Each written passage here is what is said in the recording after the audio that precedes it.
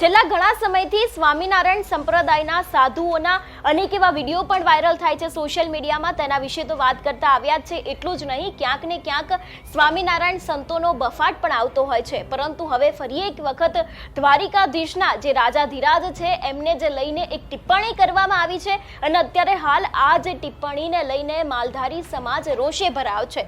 સૌથી પહેલા તો જે પુસ્તકમાં એક નિવેદન આપવામાં આવ્યું છે તેને સમજીશું. એ બાદ માલધારી સમાજના લોકો શું કહી રહ્યા છે તે પણ સાંભળીશું.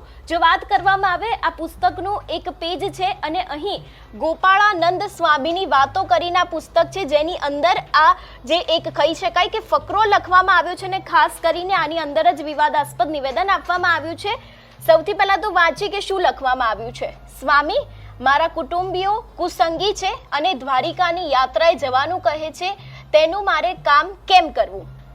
એટલું જ નહીં, ત્યાં મને ભગવાન દર્શન આપશે એવો પ્રશ્ન અહીં જે વ્યક્તિ છે એના દ્વારા પૂછવામાં આવ્યો છે. તેની સામે તેમને શું કહ્યું હતું, જે ગોપાળાનંદ સ્વામી છે એમના દ્વારા એવું કહેવામાં આવ્યું હતું કે ત્યાં હવે ભગવાન ક્યાંથી હોય?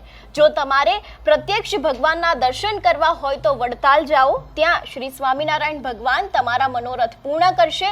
અને સ્વામી શ્રીની અનુમતિ લઈ આબા સાહેબ નીકળ્યા તો પણ ખરા સગાવાલા જે કુસંગી હતા તેમણે દ્વારિકા જવા માટે ખૂબ ટંટો કરી આગ્રહ કર્યો હતો. છેવટે તેમણે દ્વારિકા તરફ પ્રયાણ કર્યું હતું. એટલે ખાસ કરીને અહીં તેમના દ્વારા સ્વામીજી દ્વારા કહેવામાં આવ્યું હતું કે હવે ત્યાં ભગવાન ક્યાંથી હોય અને લખવામાં આવ્યું છે કે જો તમારે ભગવાનના દર્શન કરવા હોય તો વડતાલ જાઓ.